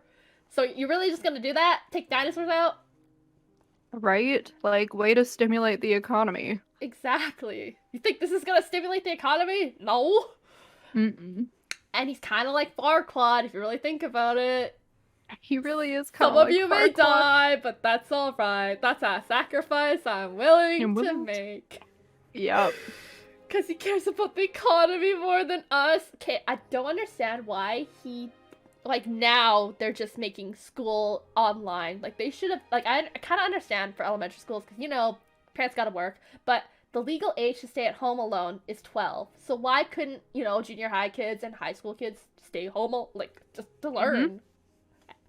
Because I've heard from, like, I have some friends who are still in high school, and they tell me they still gotta go in person, and I think that's just BS. It's ridiculous, honestly. I feel like North America in general is just not handling the pandemic well, and it's kind of understandable how I guess some parts of Asia are handling it really well because they have experience with SARS. Yeah. Well, no, because even North America had experience with SARS. That's why we've got the COVID vaccine so fast. True, but I guess Asia was hit hardest with SARS. Because I know Taiwan handled it very, very well because SARS hit them the hardest. And they lost a lot of healthcare workers. So they're like, we don't want another SARS. They actually did not have to lock down their country. They actually just made it easier for people to stay at home. They paid people to stay at home. If you left your house, they would track you down. Honestly, I wish. I wish our government was like that. Like, I understand Canada and, like, other countries are kind of big, but, you know, we have provincial and municipal governments for a reason, right? It's to handle that stuff. Mm-hmm. But, of course... And maritime provinces lock down perfectly fine, and they're okay. Exactly. And, oh my gosh, I sometimes hate living in this province, and I'm ashamed that I live in this province because there are anti-mask protesters. And I'm just like, why do I live here? Mm-hmm. And they come to the mall, and I'm like, get out. Yeah, exactly. Or just, there are people who are like, oh my gosh, this is an infringement of my freedoms. Like, oh my gosh. No, it's not. You're like, shut up. You live in one of, like, the most freest countries ever, okay? Like, I feel like... Stop. Yeah, stop complaining. Like, I feel like this is a special time. Like, I guess, like, the exceptions have to be made. Mm-hmm. Honestly. And... Like, it's not your freedom to spread a deadly disease and kill people. Yeah. Or, oh my gosh, there are some people who are just so entitled to, like be, like, you know, customers and retail, and they're just like, oh my gosh, the customer's always right. And they'll come in without a mask, and they'll be like, I have a medical reason. Like, no, okay? Doctors have debunked that myth. And now, the government made it so you have to actually have a doctor's note with an actual medical reason. That happened yesterday or the other day. Oh my gosh. Hold on, let's pull it up. In Alberta, you now need a doctor's note.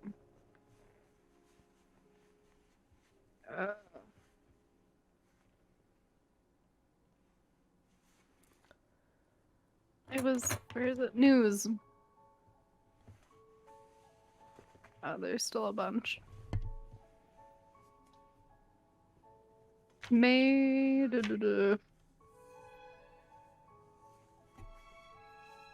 Yeah, Hinshaw like put out that you will now need a doctor's note that says you are exempt, which I thought was cool. Okay. But yeah. Whoa! No!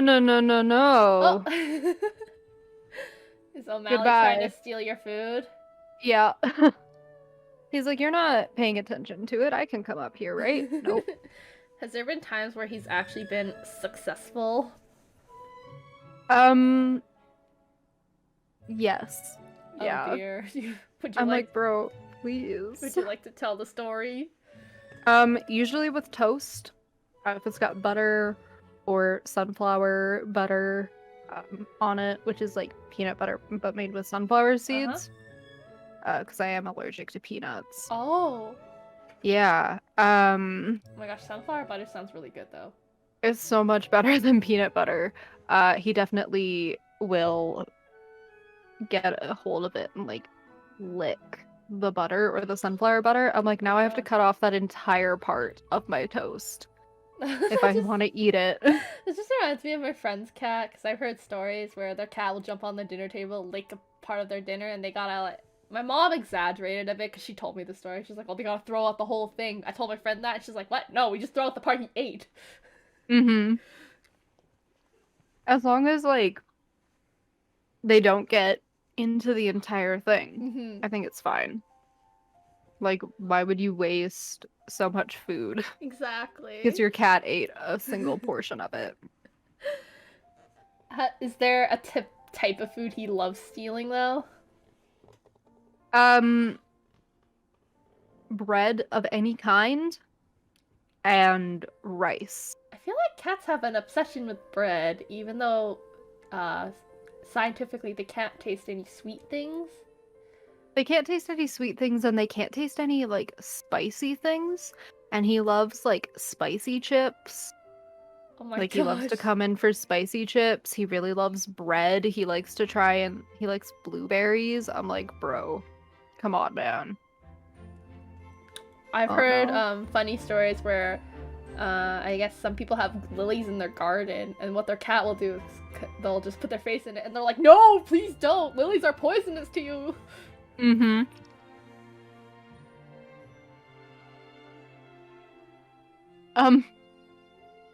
You saw that, right? Yeah. Dude. This logic. Do you want in the bed? There you go. Sometimes I question what cats are thinking about. Honestly.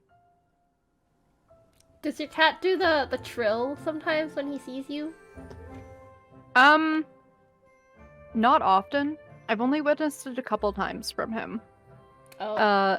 But anytime I do like come home or he sees me, he does immediately start like meowing and purring because he's very excited. Aww, so cute. Yeah. I get so much happiness when I hear the trill cats make. Same, honestly. I wish he did it more, but... Does he chirp at the birds? Like the weird chirping noise? Mm-hmm. Oh, sorry, the trill, you mean like when you kind of like touch them when they're unexpected? Yeah, or and they do that as a greeting, too. Sometimes and they they're just like, greet you.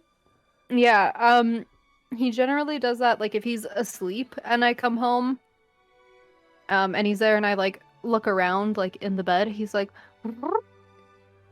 sometimes, but generally it's, I open the door and he's immediately like running to the door like, hey, hello.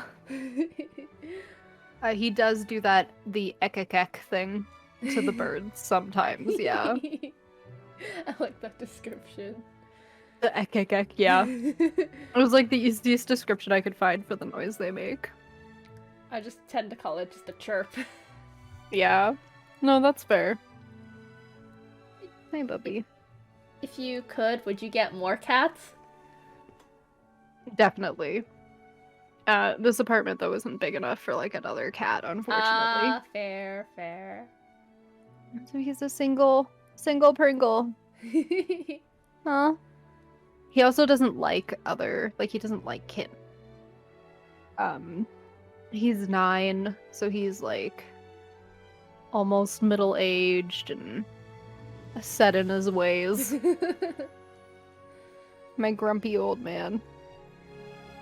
Oh yeah, I know I know some cats who are just like, they love people, or maybe they don't, but like they hate cats, like they can't handle other cats, and I think that's the funniest thing ever. It really is, honestly. It's really fucking funny, I think. Have you done the where you put tape in a box and does he like go in? Yep. Yep.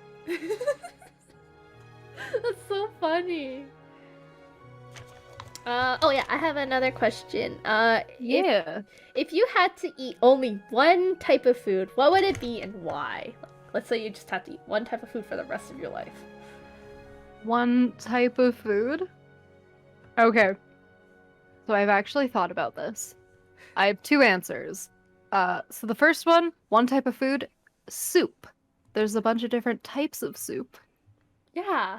So I get a bunch of different types of soup. The other one would be salads. Because there's a bunch of different types of salads. It sounds stupid, but like soups and salads, staples.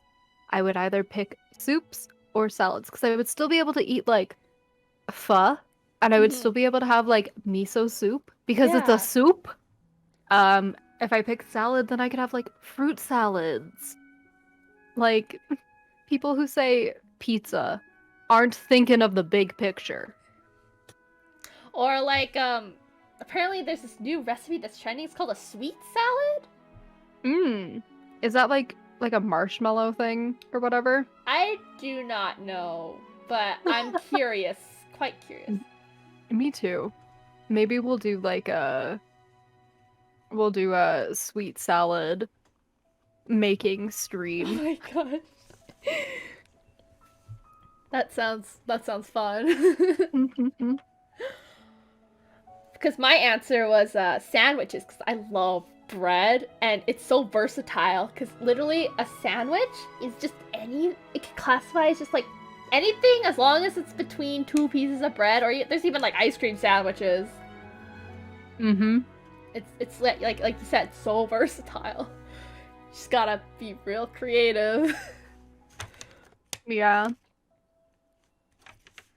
And which one would you prefer? Like, which superpower? Which one's better, flying or breathing underwater? Oh shit. Flying or breathing underwater? I feel like flying would be great, because you can get places so fast. Yeah. However, I would love to breathe underwater. Understandable. So I don't know if I could even, like, decide between the two. Be like Percy Jackson and breathe underwater. Listen, I really want that. Honestly, probably breathing underwater, because you could always, like, get a plane somewhere. And snorkels and shit are not easily accessible.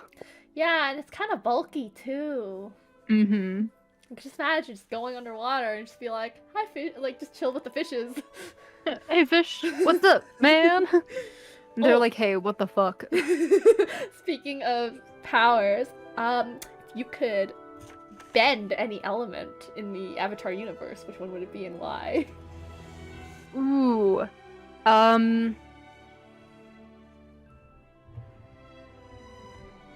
Think, oh god.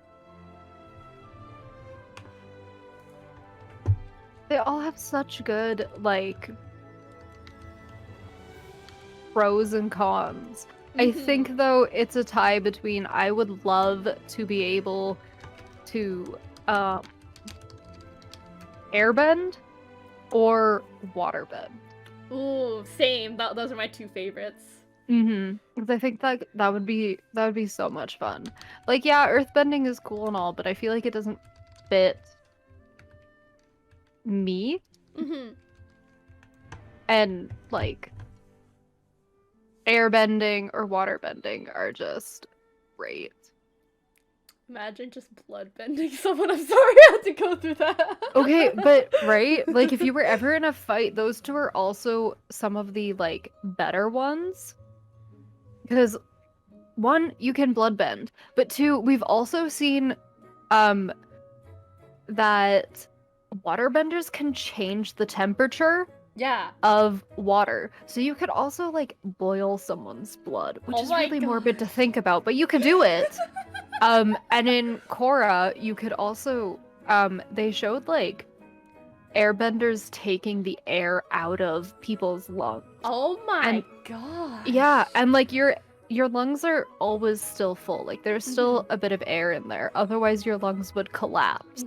So like that's insane to me. Like that kind of power is insane. But also like I just feel like they're much more practical ones than anything else. Yeah. Because you could always get more water out of something. You can always be able to reuse the water. You can fly with your air scooters. Oh my gosh, like, yes. They just seem so much more practical, those two. Oh my gosh, when you said the water bend, like the reusing, it just reminded me of when Sokka got high on cactus juice and what was it? Katara was trying to feed everyone some water, and then Momo grabbed it, and he's like, "No, Momo, you killed us all!" I love. Oh god, right? Yeah, but like you could definitely like if something like that happened, it's so practical. And then he's like, it's just like, "No, Sokka, he has it." He's like, "Oh yeah, bending." Yeah, bending. Yeah, but it's so practical. I'm guessing, what was your favorite moment in Avatar: The Last Airbender, now that we're back there? I really loved the Painted Lady episode. Ooh, I like that one too. That one was good. And then, I also really enjoy the, like, lion turtle arc. Oh yeah. I really enjoy the fact that Aang is the youngest avatar to have mastered all 4 elements and ki bending. And he never used it for evil. Yeah. Like, always for good. And I really enjoyed that. I also really like how in the Painted Lady episode, they actually talked about something about religion that was really important, I thought. Like, where Sokka's like, "Oh, it's nice to believe in this Painted Lady, but you also, like, can't just, you know, completely rely on her. You gotta also take action for yourself." And I think that's really applicable to, I guess, religion. Definitely. Yeah. I love that. I think that's, like, that's why it's one of my favorite episodes, because it's not just about, like, relying on, like, a spirit or a god or, like, a figurehead. It's all about how we have the potential to make change, and it's as simple as deciding to go do that.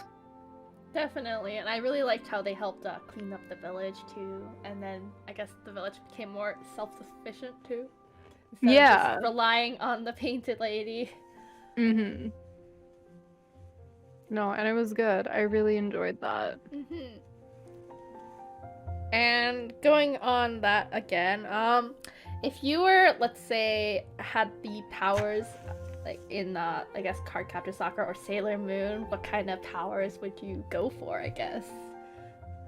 So if I had powers like in Cardcaptor Sakura, I would want Sakura's powers, hands down.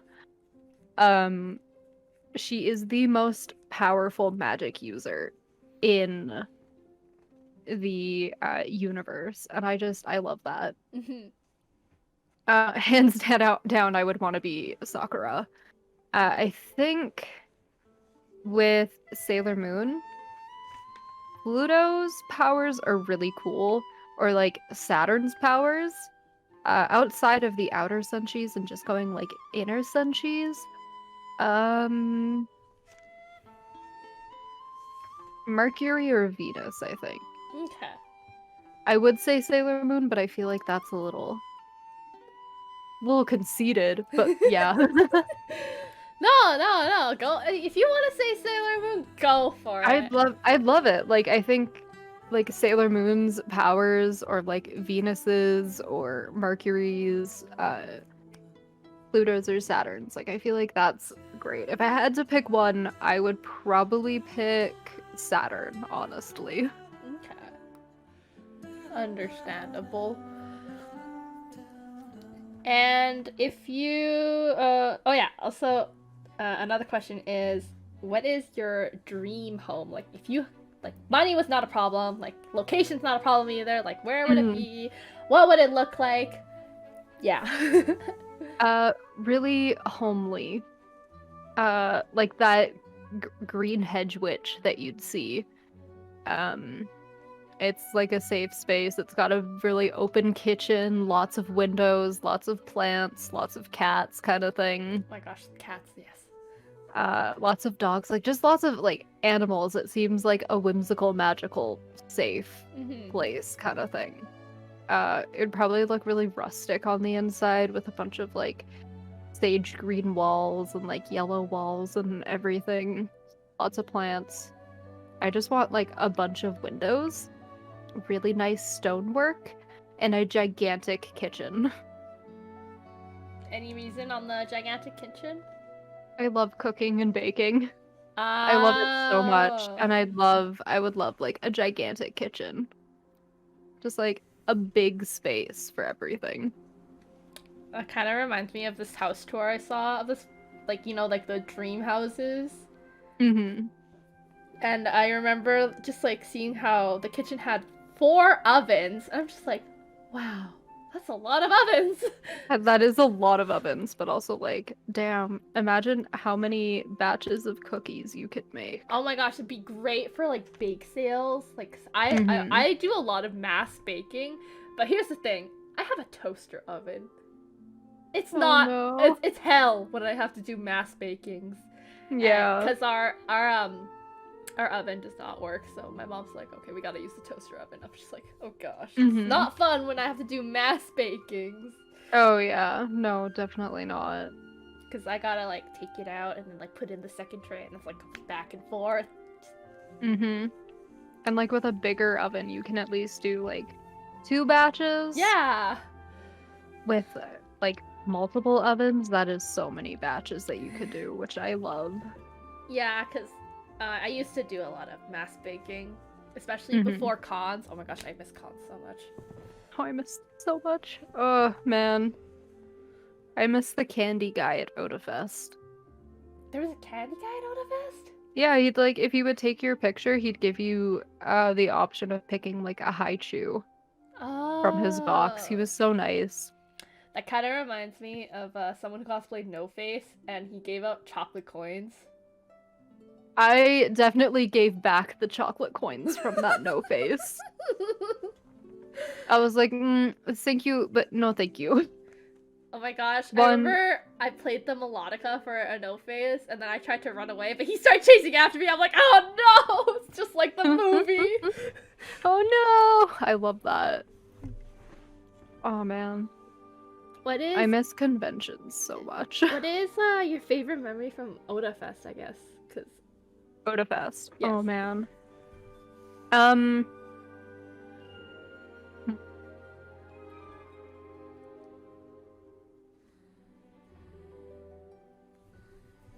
Oh Jesus. I don't know if I've got like a set favorite moment, but I really love it when like anime parents bring their kids and the kids see like me as Navi as a fairy, and Mhm. they like lose their mind. They're so excited. Oh my I gosh. also like Yes. I love the reactions of people when they see like Navi standing beside Link, Oh my and like gosh. and I'm always standing there for at least like a 5-10 minutes kind of thing with people. And Honestly, understandable. yeah, and then the candy guy. He's so nice. He's so sweet. He once took my photo twice in one day, and he offered me candy, and I was like, no, like I've already taken one. And he's like, no, no, no, candy. And he's got a thing where he'll play, like your music, Mhm. after he's taken like your photo from whatever movie or like manga or whatever you're from, and it's so fun. Oh my He's gosh. so nice. That reminds me of someone who had this. Oh my gosh, I think you've seen them around. He basically plays the Song of Storms on the crank machine. Yes. I love that. Oh my gosh. Yeah, I so think it's good. so cool that how it was playing out, and like I think he made it too, and I was like, what? I'm mind blown.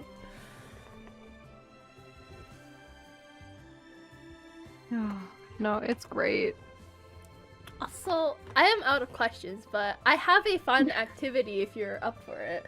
Yeah, of course. Okay, I will share my screen for you. Okay. So I actually just came up with this on the whim. So this is the card captor Sakura rating thing. Hold on, I will try and fix this. Hold on. I am very scuffed. No, you're good. Oh my goodness, this is hilarious. So, hold on. Oh my gosh. There we go. Okay, now Oh it my just shows your head. goodness. Hold on. Okay, I'm pressing Alt. There we go.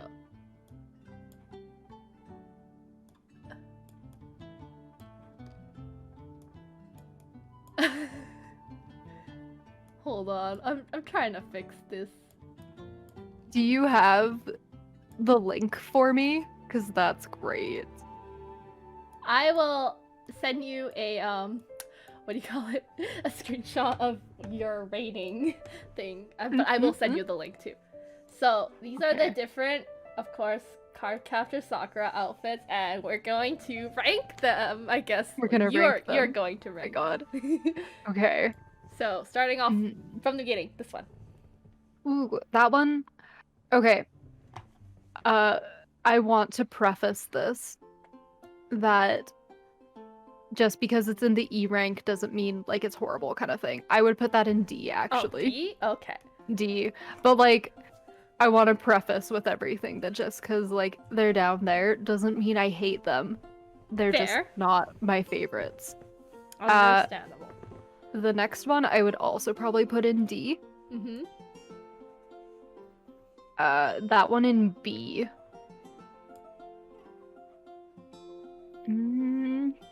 C. C. That one is S tier. That one is 100% S tier. And that's one you want to cosplay, correct? That's one that I want to cosplay, yeah. That one is A tier because I also love that one, but not as much as those. That one's iconic, S tier. Which one is that? I can I try see and it. zoom in. It's good. I see it better. I see it now. I would put that one at C. Okay. This next one at E. Oh. No one come for me. Okay. Okay. That one at S. Okay. Okay, this one, also no one come for me. Put that one at E. I did not like that one that much. A tier. Oh, okay. Catgirl at B. Okay. E. There's something about those costumes that are just like, why? I put that one at C. The next two S tier. Hold on. They're so good. Zoom out a bit. Yeah, you can zoom out now. You're good. This one's also S? That one's also S. The blue one in A. Okay. That one in B. I would also put that one in A. That one C. Okay. The next one B. That one. Oh, I know that one. I actually really enjoyed that one. So put that one in A. Okay. Yellow one also in A. And then She's Oh, got shit. a white cape and it's like red and yeah, that is also an A tier. what? That one is B, that orange one. This pink one is gonna be also A tier. Listen, Okay. as long as there's no limit, it's fine. I love feel them. like there is none, so go for Okay, it. we're good. B. B. And then this one, oh, this gray one. That one was cute, but I'd put that at C. Okay. This orange one also at C. E. That one's really cute, but I would put that at about B. Understandable. Gives me cottage Uh, vibes. Yeah, her grandfather gave her that dress. I would put Ah. that one at S. I love that one. Oh, it's cute. And then this is one of the exceptions of the weird dangly bit ones. Put that one at A. Uh-huh. At E. I hate that dress. I Oh. actually hate that Oh one. dear. B. B. That one is a D rank. This one is also a D rank. This one, I'd put it C. S. Okay, hold on. You're good. Also S rank. Ooh. That one's really cute. I love that one. I'd put that at a C rank. Oh, sorry. No, you're good. That guy, D. Okay. B. This pink one looks like... That's not... Is that her? No, that is her. Did we not already do that pink one? This one's a slightly different one, it looks like. Oh, yeah. D. S. I had a feeling that one was under the S tier. That one's so good. That guy, I would put at C. That pink one also at C. D. Or no, sorry, E. A.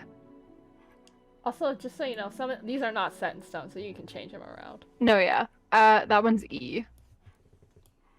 And then these next two are S tiers. Okay. I love her PJs from the first show. Like the first episode, iconic. And her as like the prince, also iconic. So I will screenshot this and send it to you. I think you can also save it. Like I don't download want to it? make an account. It's Oh, Yeah. you have to make an account? Okay, never mind. That's good then. yeah. I'm like, I don't even need another account. No, that's fair. No, that's so good. Okay, I love it. and this website is called Tier Maker. Okay. So for future references, lol. Hell yeah. Okay. Okay, so now that we're done, is there any like shameless self-promotion you want to do?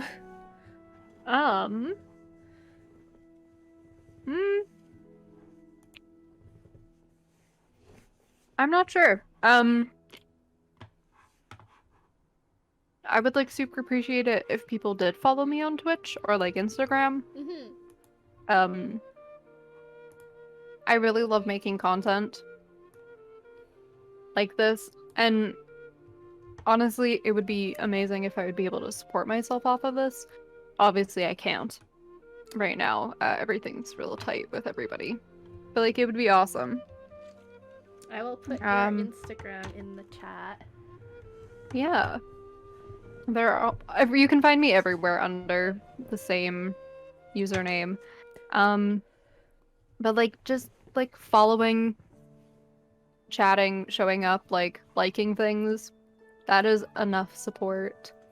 And I love that. And appreciate like anyone who does do that. Oh, I will show and you then, all yeah. again too. Oh, thank you. Anyone who is in chat who does have the means as well, if you're able to donate to this fundraiser that Eclair is putting on, that would be absolutely amazing. And it makes a difference. Aww. It really does. Thank you, Azaria. Thank you. Of course. And honestly, thank you so much for giving your time. No, thank you for asking me. I always want to be able to talk more about it and help because I do have a voice that is listened to due to how I look. So I want to make sure I can do my part. You know? Okay, thank you so much for coming today, and oh my gosh, I hope we'll get to play games soon. And oh man, hopefully, same. When things get better, I will see you at the next con. Yes, definitely. Alright, I'll see you. See you. Good night. Night. Bye. Oops.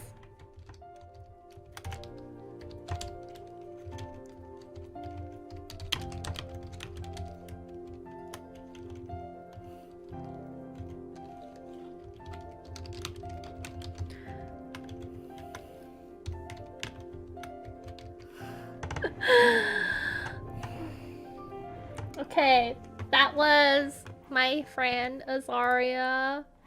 Thank you so much for for coming, guys. Oh my gosh.